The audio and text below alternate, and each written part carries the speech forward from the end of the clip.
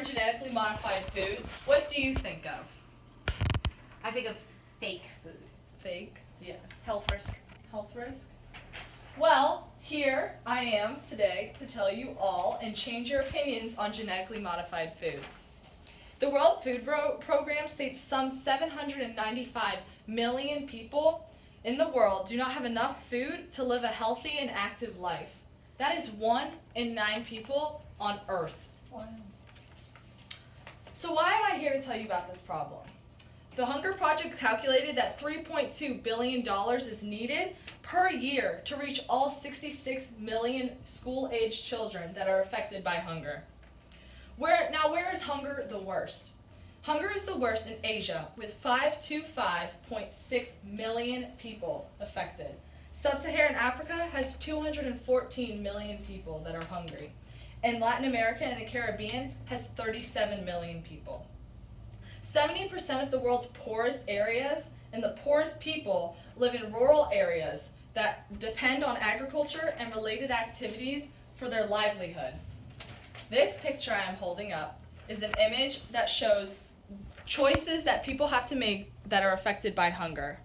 69% of the people have to choose between food and utilities. Imagine thinking maybe I should have a pizza or maybe I should turn off my kitchen lights. 67% of the people had to choose between food and transportation. Imagine saying that you couldn't drive your car to McDonald's, so you had to get your own food. 66% of the people had to choose between food and medical aid. And 57% of the people had to choose between food and housing. Imagine being told that you could not live in your house anymore because you wanted to eat and feed your family. 31% of the people had to choose between food and an education. So now that you know how serious a problem world hunger is, I will continue to inform you on genetically modified foods. Genetically modified organisms can be defined as genetically modified and have a genetic material that has been altered in a way that is not natural by mating and or natural recombination, which was stated in the World Health Organizational website. Examples of genetically modified foods stated on the Livestrong article are things such as corn, soy, bread, cereal, ice cream, chocolate, and even alcohol.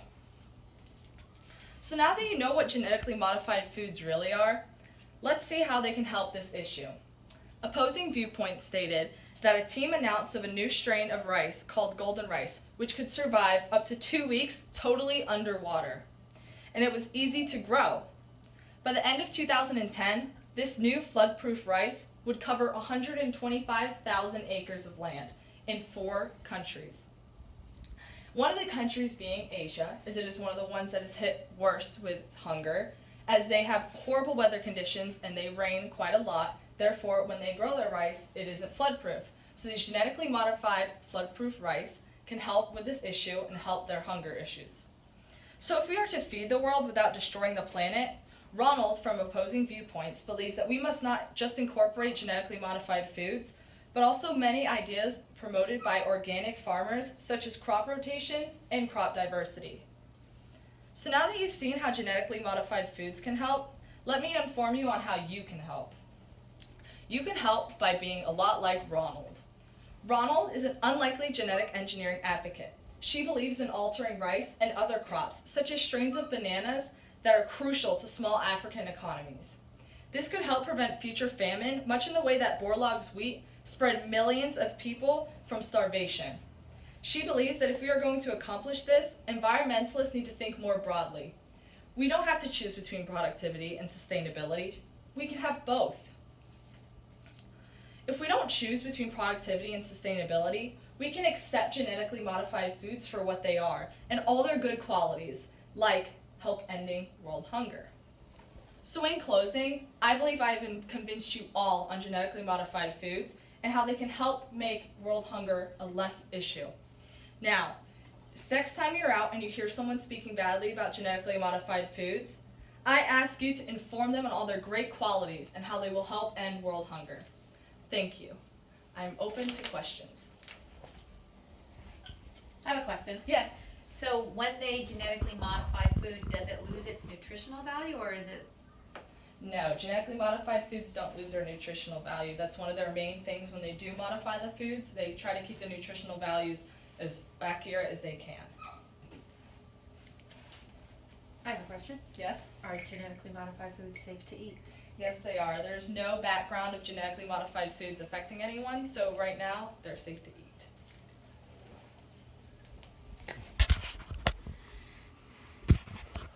Well, I hope you enjoyed Daniela's performance. Is there anything you'd like to critique her on as far as her presentation went? I thought you were great. Thank you. Very engaging. I like it. Thank you. Oh, you had a great flow. Thank you.